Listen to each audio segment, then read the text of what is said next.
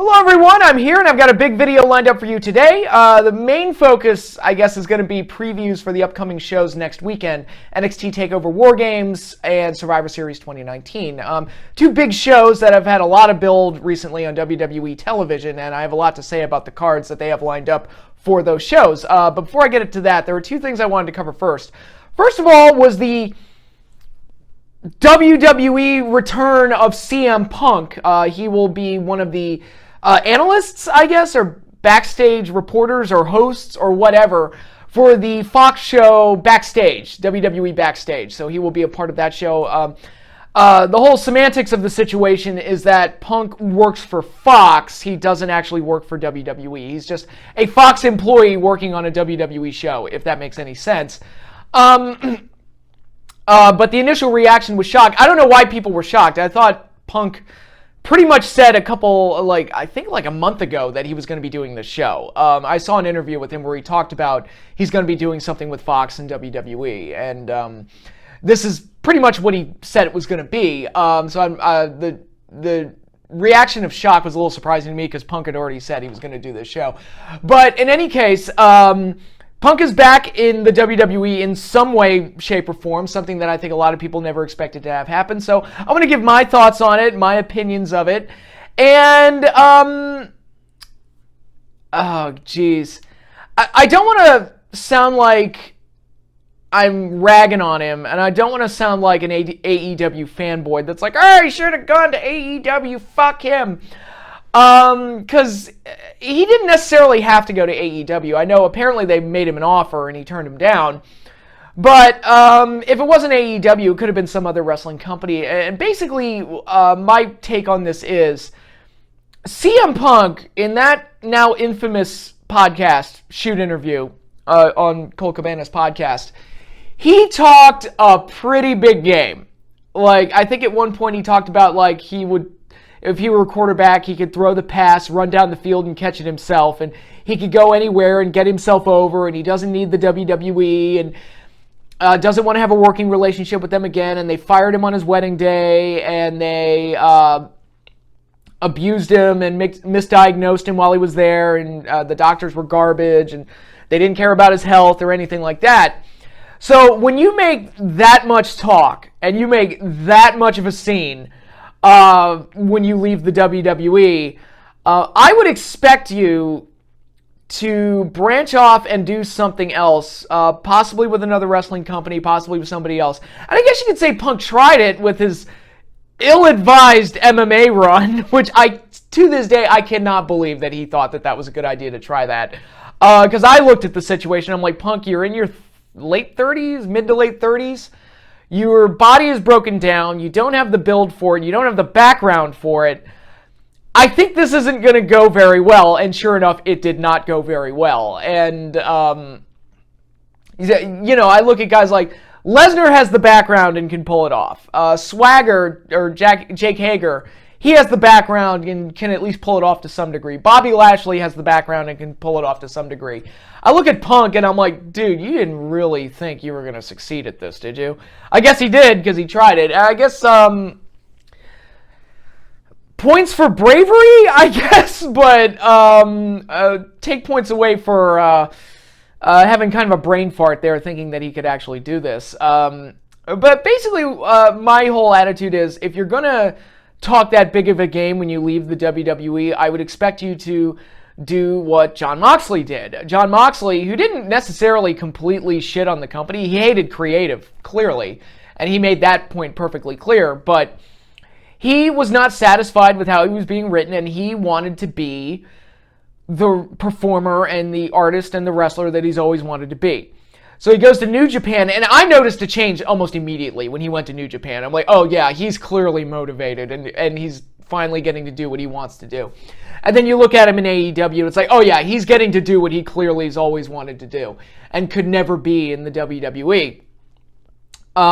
Moxley's a guy who bet on himself. He's like, I could sit there in WWE for years and collect a paycheck, and do Shield reunions whenever they feel like doing that. And, you can make a good living doing that. But he decided, no, I want to do something.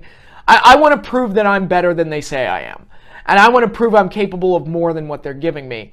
He went out, bet on himself, and so far so good for him as far as I'm concerned. He's one of the best things in AEW, and he did really well in New Japan before they stripped him of the U.S. title and that whole fiasco. But Moxley's done really well for himself. Cody is a great example of that. Guy that could probably still be in WWE today as like a low-tier mid-carder, not really doing much and doing whatever crappy gimmick they throw at him next, whether it's Stardust or undashing Cody Rhodes or what have you.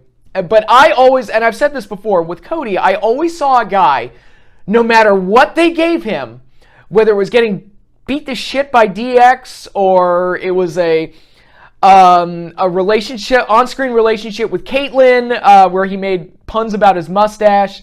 I actually thought they were cute together. Like, they had legitimate on-screen chemistry, and they pulled the plug on that way too soon. But, that's another thing. But, Cody's a guy, the dashing and the undashing thing and Stardust, no matter what they gave him, he always gave it 110%. And I always felt like, how can you not have something compelling for a guy that puts this much effort into crap? If you actually gave him something good, oh my God, how good could he possibly be? And then when the time came, Cody was like, you know what? I'm going to bet on myself. And he basically made that checklist and did all the things that he wanted to do. He worked in New Japan. He worked in Ring of Honor. He made friends with the Bucks and ultimately started his own wrestling company. And now you see him in AEW, and it's like, oh yeah, I see the star that Cody was always meant to be. And, another guy who bet on himself. And, just to kind of reverse that a little bit, you have all these guys from the independent scene, like the Kevin Owens and the Finn Balor's and Prince Devitt. Initially, Kevin Steen and Prince Devitt, I should say. Bryan Danielson, Daniel Bryan, and all these other guys, CM Punk originally. These are guys that could have stayed on the indie scene and made a really good living for themselves. And, you could probably be what Zack Sabre Jr. is right now, where he's just basically able to work wherever he wants and do whatever he wants and make a good living off of that. But they decided, no, I'm going to take a bet on myself and go to WWE and prove that I can make it there. Some of them succeeded really well. Others, became victims of bad creative, but they bet on themselves. And I was kind of hoping that Punk, upon his departure from WWE, it's like, okay, is he going to go back to Ring of Honor? Is he going to go to New Japan? Or is he going to come up with some exciting new thing to reinvent himself? Again, the MMA thing was ill-advised. And after all that talk and all the years and all the speculation, I don't want to say he just went crawling back to Vince, because technically he didn't. He's working for Fox, but it is disappointing that it's like, oh, all that talk and you're back on WWE programming. It's like, all right, I'd be lying if I said I wasn't a little disappointed, but maybe, Punk doesn't want to wrestle again. If that's the case, I don't blame him, and he probably figures that the backstage job is, he can pretty much just do the show and that's it. And in AEW, there would always be that pressure for him to wrestle. But, it is a little disappointing that it's like, okay, again, to compare him to Cody and Moxley, who really took a chance and really put their money where their mouth was. And Punk had that opportunity and didn't really succeed. He tried the MMA thing, didn't succeed, and he didn't really do anything else in pro wrestling.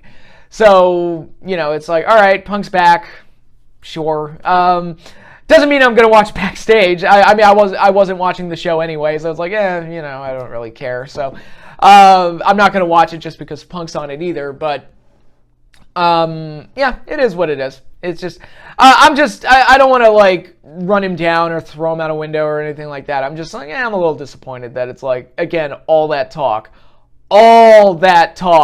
and nothing really came of it. Not really, but, oh well, like I said, it is what it is. So, before I go into the Survivor Series and TakeOver previews and predictions, one thing I do want to talk about, and I promise this is going to circle back to wrestling. If you have not seen this, I highly recommend that you check it out. There is a documentary series on Netflix called The Toys That Made Us. And being a child of the 80s that grew up with a lot of those toy lines, they do specific episodes on specific toy lines. Season 1, this was the lineup for Season 1. They did Star Wars, He-Man, and the Masters of the Universe, which of course I flocked to that one like nobody's business, and I still think that's the best episode they've done. Season 1, what else did they do?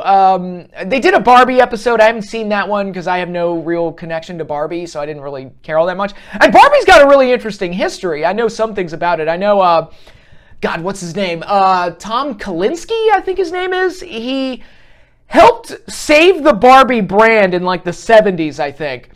Then he worked on He-Man. And then he ultimately moved to Sega of America and helped build up Sega to ultimately be competitive with Nintendo. And I highly recommend checking out the book, Console Wars. If you haven't read that, read that book. It's really, really fascinating. But I know Barbie has a really interesting history. It's just I have no connection to the toy. So I didn't really care all that much. But the Star Wars episode, I was all about that. The He-Man episode, I think, is the best one they've done because it's such a weird property that when you look at how the toy line was made, it's like, oh my God, this answered so many questions and raises all new ones. It's so batshit crazy how that whole thing was conceived. And it shows when you watch the original cartoon shows, like, this show was fucking batshit crazy. Who came up with this shit? And it's like, and then you get to see who actually came up with this shit, and they're all nuts. And I think season 1 was also Star Trek. They did that one, which that one was fascinating because I was like, I didn't know Star Trek had a really big like toy presence. And then basically I watched the documentary and I find out, oh yeah, so basically the whole Star Trek toy line thing was like the search for a really good toy line because they never really had one for most of the original series and through Next Gen. It wasn't until about the 90s that they started to finally get really solid toys, but. They talked about how Wrath of Khan was like the biggest Star Trek thing ever, and there was no toy line for it. And I'm like, how did that happen? That's crazy. But and then I think in season 2 they did a Lego episode, which was awesome because I love Legos. Obviously, if you can't tell from my Lego Death Star there in the background, and the Lego company is almost like a cult. It kind of like has the feeling of like this weird quasi-religious sect or something. So that was fascinating to see. And they also did Transformers and G.I. Joe from Hasbro, which are awesome. And both those toy lines are great. And Transformers has the added bonus of like, oh, it's this thing that came over from Japan. And they cobbled together like 10 different toy lines and just splattered it all together and gave it a lore and a backstory and everything. And put it all under the Transformers branding. And then the rest is history, basically. And so both Transformers and G.I. Joe episodes are great. The G.I. Joe one I marked out because they referenced the USS Flag, which was like the mother of all G.I. Joe vehicles. It's not even a vehicle, it's more of a base, but it's the big aircraft carrier that's like as big as a coffee table. And that was one of those toys where I've been asked before, it's like, would you have ever wanted the USS Flag as a toy? And I'm like, no, because it's like, the fuck am I going to do with that thing? It's as big as a coffee table. like literally, if my parents ever gave me that thing, 4-year-old or 5-year-old me would have been like, I don't even know what to do with this. Like, it's too big. Like, I wouldn't even know where to start with this thing. But anyway, so the G.I. Joe episode's great. Transformers episode is great. Season 2 also had a Hello Kitty episode. They seem to have, the series seems to be set up so that it's 3 boys' toys. It's 4 episodes per season, 3 of them about predominantly boys' toys, and then 1 like girl-centric thing. And Hello Kitty I know absolutely nothing about, so I had no interest in that, so I didn't watch it. And then we got season 3 that dropped a few days ago. The toys that were covered in season 3 were Ninja Turtles, which, okay, right up there with He-Man. Ninja Turtles was my favorite toy line.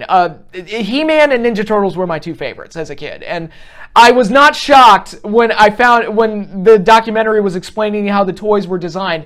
And one of the guys that designed He-Man and the Masters of the Universe also designed the Playmates Ninja Turtles toys. I'm like, that makes so much sense because both toys are so great. And I'm like, oh my God, that makes so much sense that the same guy was involved in both toy lines.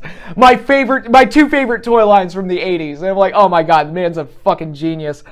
But and they talked about like the relationship between Eastman and Laird, the creators of Ninja Turtles, and how the toy line changed with each new version of Ninja Turtles, and how weird it is that Ninja Turtles basically never went away. It's one of those weird properties that it feels like it's always been around in some capacity, to some degree somewhere.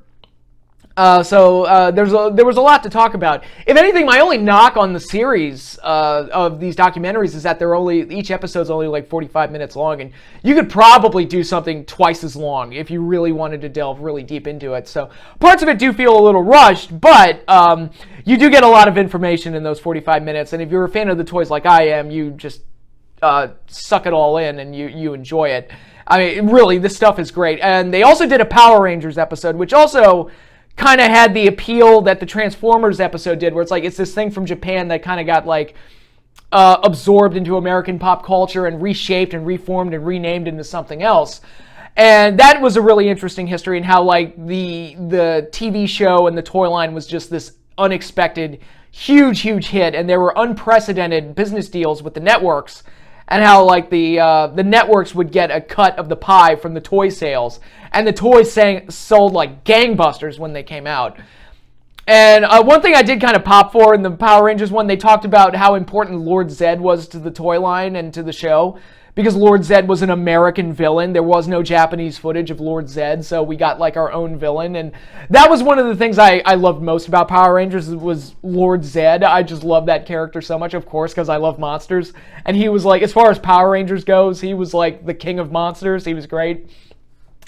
And they also talked about like the history of tokusatsu, like starting with Godzilla and going all the way to like Kamen Rider and how Super Sentai was developed. And they even mentioned the Japanese Spider-Man show and how that helped develop Super Sentai into what it is today. And it's like, man, what Godzilla, Spider-Man, and Power Rangers all combined into one like weird like history. It's very weird how it all works out. But the real crown jewel of season 3, I think. Well, there's also an episode on My Little Pony, which I haven't watched because, again, my sister played with My Little Pony, but I have no real connection to the toy line or to anything about it. The only My Little Pony thing I have any like positive memory of was I think it was an episode of the show where the villain was like Satan and he like turned the ponies into demons. And it looked like a metal album, and I thought it was the coolest thing I'd ever seen. Especially in something that was so like clearly made for little girls, and to see something like that, I was like, that's my jam right there. But I don't think the show ever did anything as cool as that ever again. But I guess it would be interesting to see like what the fan base has turned into today, where it's like you get a lot of men who have like sexualized the ponies, and this new version of My Little Ponies where the male fan base is a little creepy and weird, and I wouldn't let children near them. But it's it would probably make for an interesting watch, but I don't have any connection or interest in My Little Pony, so I haven't watched that episode. So the Barbie episode, the Hello Kitty episode, and the My Little Pony episode, I can't speak to because I didn't see them, because I have no connection to those toy lines. But if you do, I imagine they're pretty good as well. If they're anything like the other episodes I just described, I imagine they're really good. But, like I said, the main event of Season 3 of this series, the pro wrestling episode. Okay, like I said, this was going to come back to wrestling. So, wrestling fans, watch the pro wrestling episode of The Toys That Made Us on Netflix. I guarantee you are going to fucking love it, because the history of toys in wrestling is batshit crazy, and I had no idea it was that nuts. They talk about all the things that I wanted them to talk about, like the original LJN figures for WWF, which they called dog toys. I'm like, yes, finally, someone said it, because I did not like the LJN figures, because they're not really, they're like dog toys. They're like, they're terrible. But they talked about the Hasbro line, which that was my jam. The Hasbro WWF line was fucking great. And then they talked about how Jax took over that, and there's a lot of like, oh, how did WCW get into the toy game? Well, look at this. And how did AWA briefly get into the toy game? Oh, well, this happened because so-and-so backstabbed this company, and this company went out and got the other wrestling promotion. And I don't want to explain the whole thing, because the whole thing is fucking crazy. I will say this, Jewish Lightning, great gimmick, and only a man like that could have participated in shaping the toy lines of professional wrestling and all the different companies that got toy lines.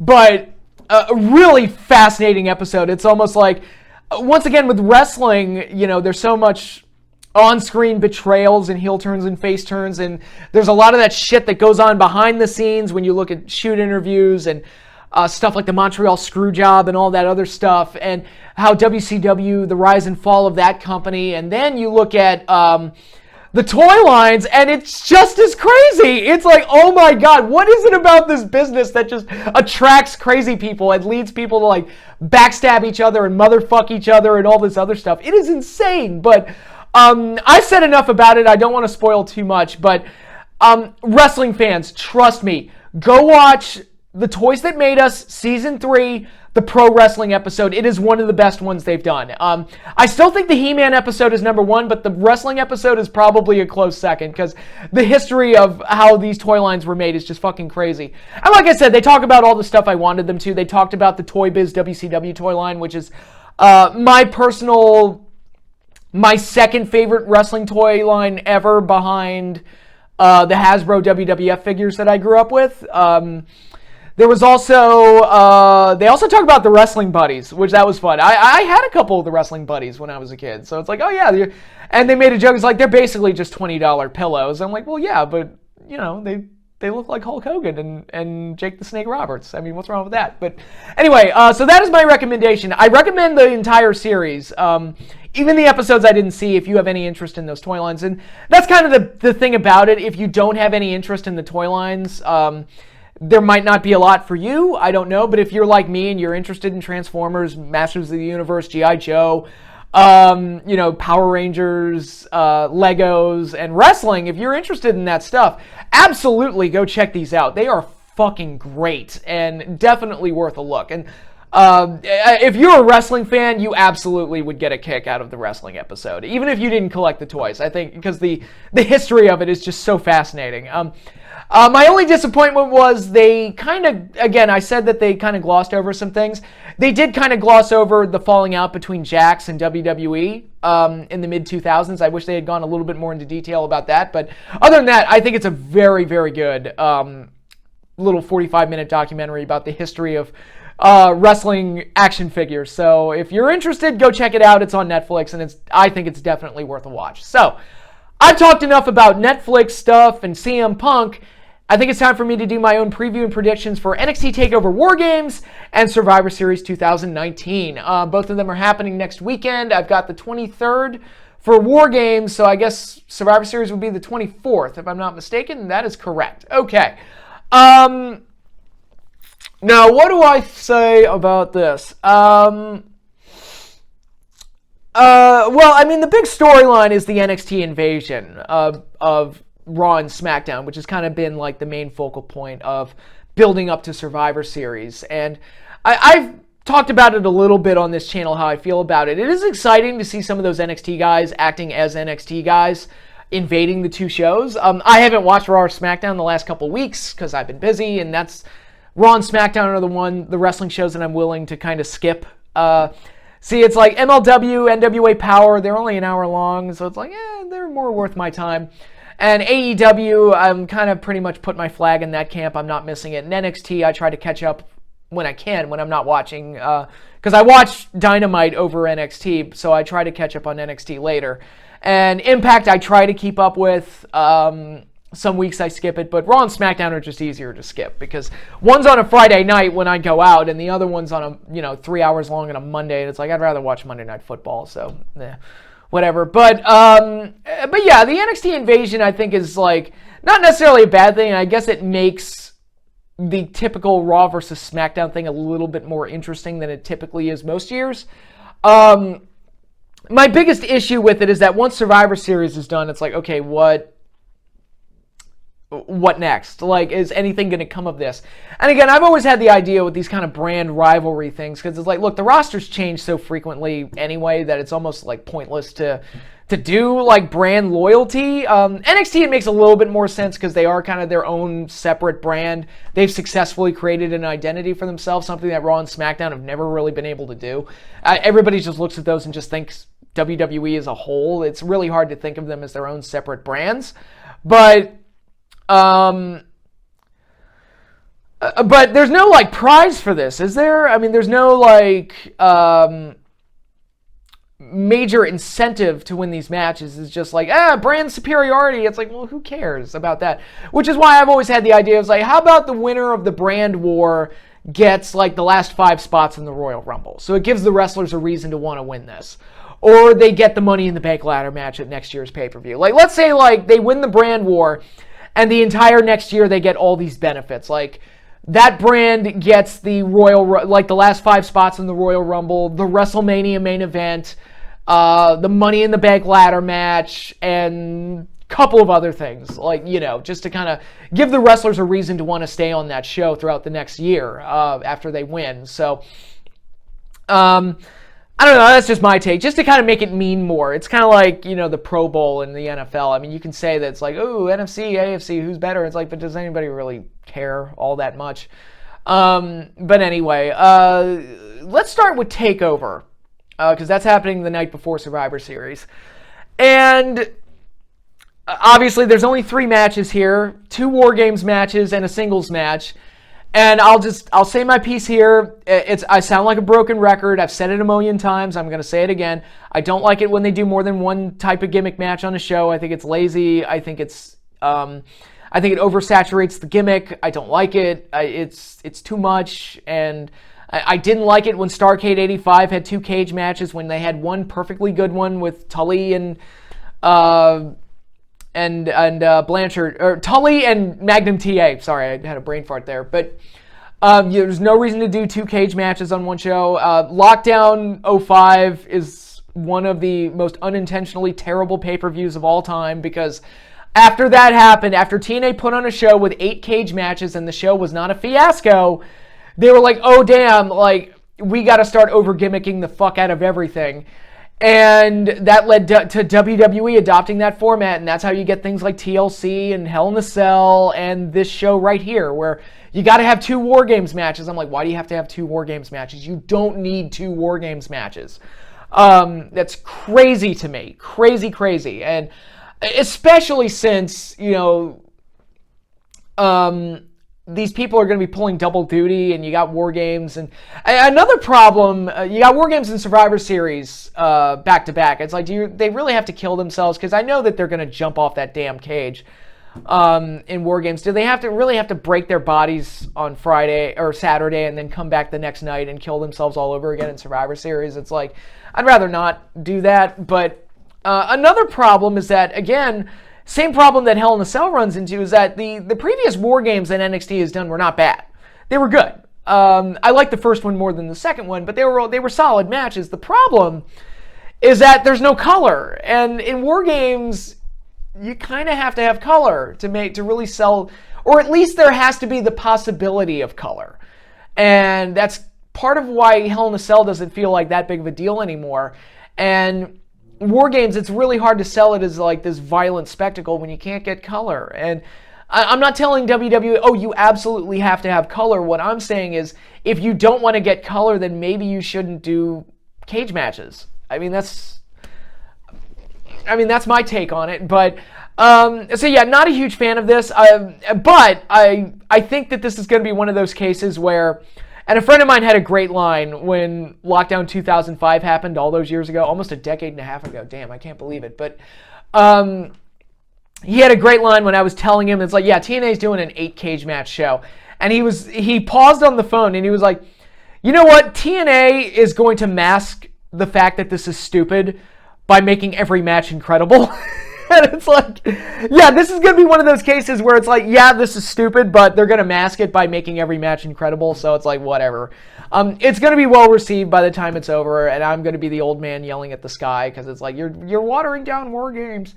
But the matches will probably turn out fine. It's just, I wish they wouldn't do more than one of them on one card. It just seems like overkill, and it's lazy to me. And NXT has run into a problem lately where they've got the NXT invasion of Raw and SmackDown currently going on, and in the meantime, they're building up these 2 War Games matches where the guys are at each other's throats. It's like, okay, so are they all on the same side trying to go up against Raw or SmackDown, or are they at each other's throats? Which is it? And I've brought this up before, but it's like, I'm not a huge fan. I would have rather they just did this TakeOver save it for December or even do it earlier around Hell in a Cell time and then just focus on the actual invasion, because now it just looks weird that they're all united on Raw and SmackDown, but then on NXT they're at each other's throats, and you're kind of like, okay, so which matter, the group storylines or the individual storylines? Like, which ones actually matter? I don't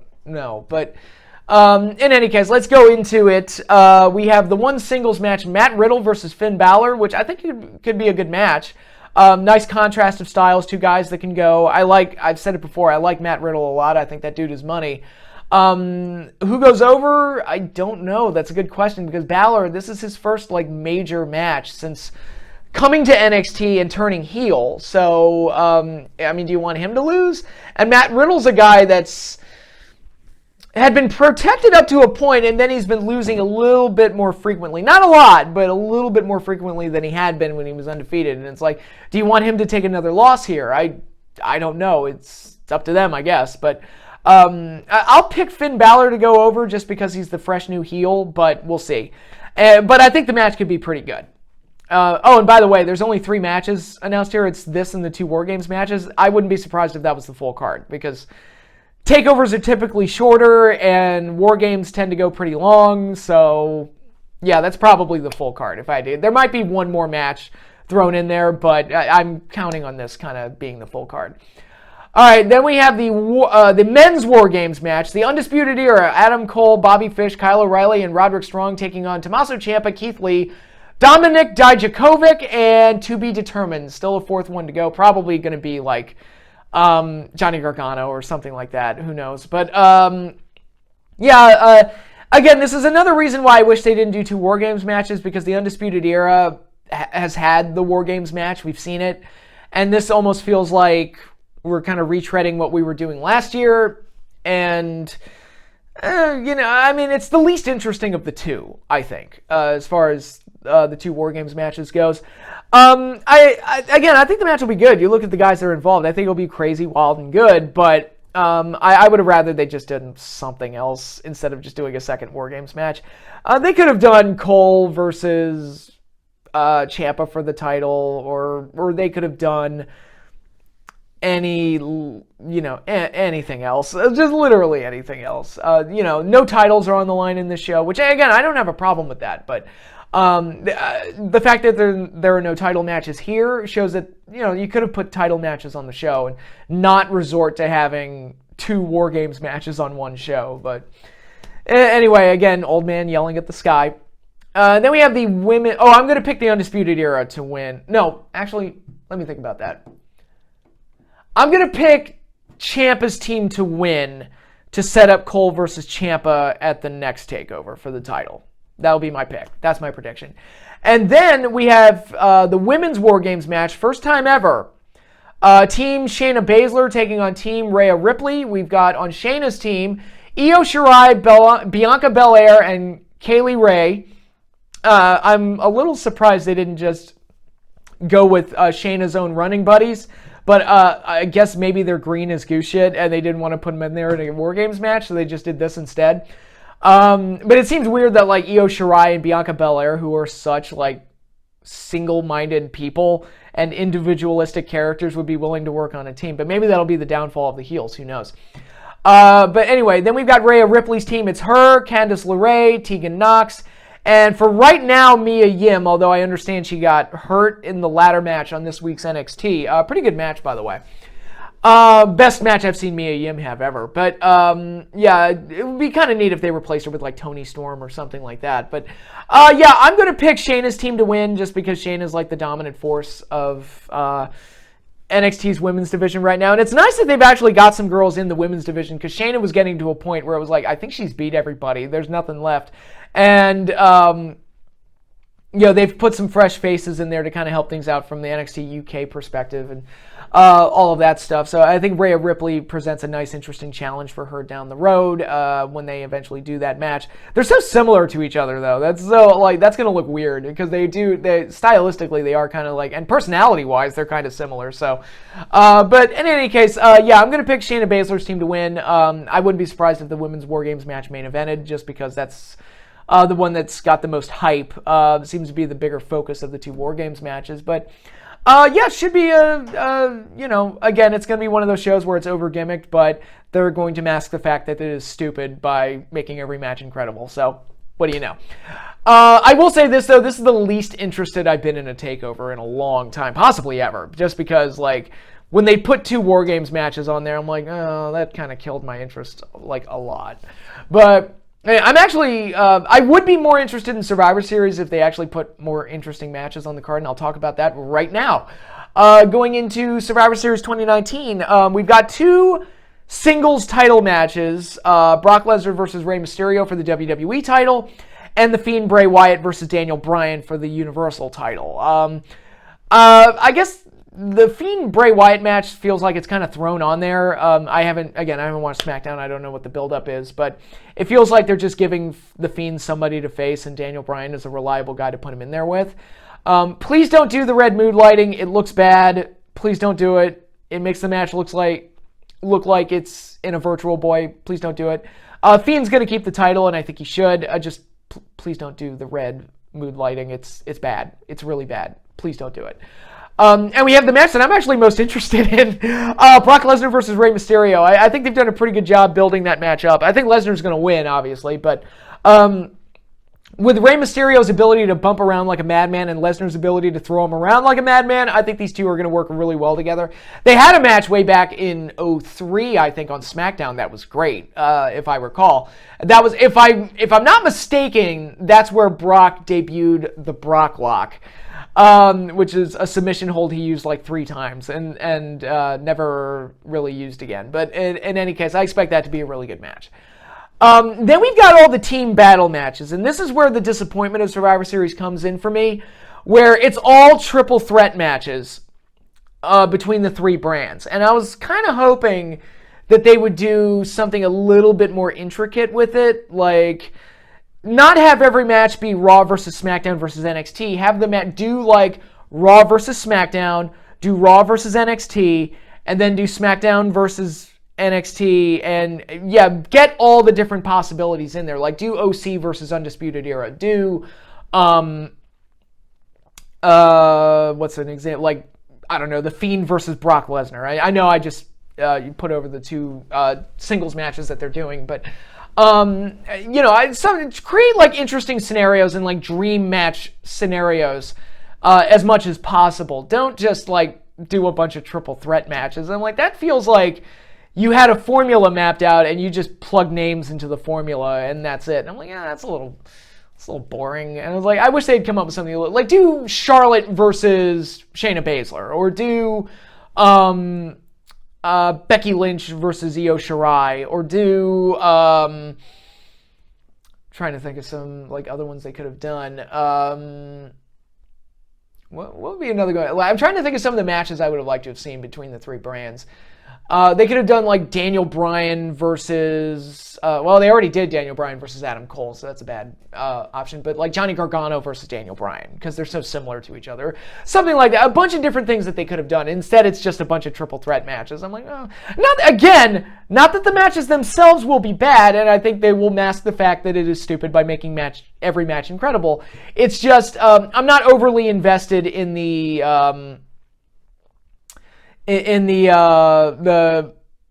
invasion aspect or the brand superiority aspect of it, and then to top it off, they just kind of did a bunch of triple threat matches. I'm like, you probably could have put a little bit more creativity into that. But in any case, let's go over these matches. All the women's champions: Becky Lynch versus Bayley versus Shayna Baszler. Becky will probably win that match if I had to guess.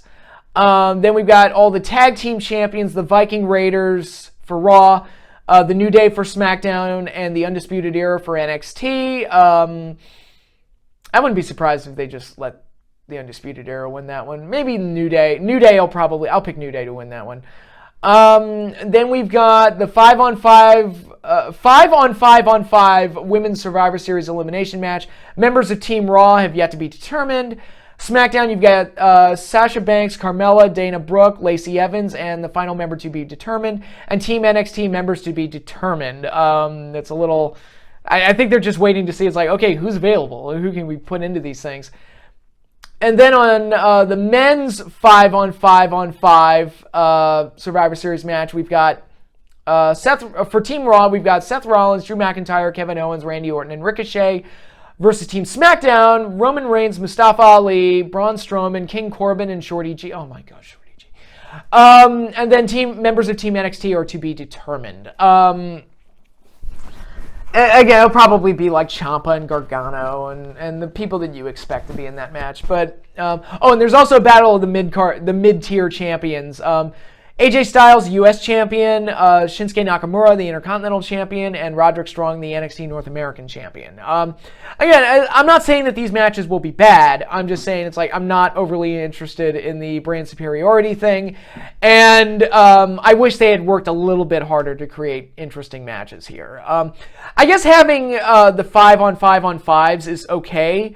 But instead of doing the 3 triple threat matches between all the champions, I would have liked to have seen something a little bit more, something a little bit more intricate to make it more interesting. Sexy it up a little bit. But in any case, that's the card for Survivor Series 2019. Doesn't look like a fiasco of a show. I mean, neither show looks bad necessarily. I just wish they had taken different approaches to the booking. But in any case, who am I going to pick to win? I'll pick AJ to win the mid-tier title match. I'll pick Team NXT to win the men's 5-on-5-on-5.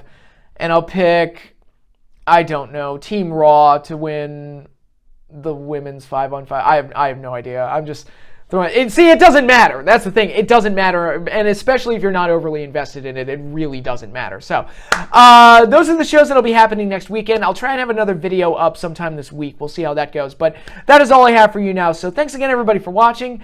Be sure to like, subscribe, comment down below, hit the little bell icon so you get notified when my next videos are posted. But that is all I have for you now. Once again, thank you all for watching. Enjoy the rest of your weekend, and I will see you all later.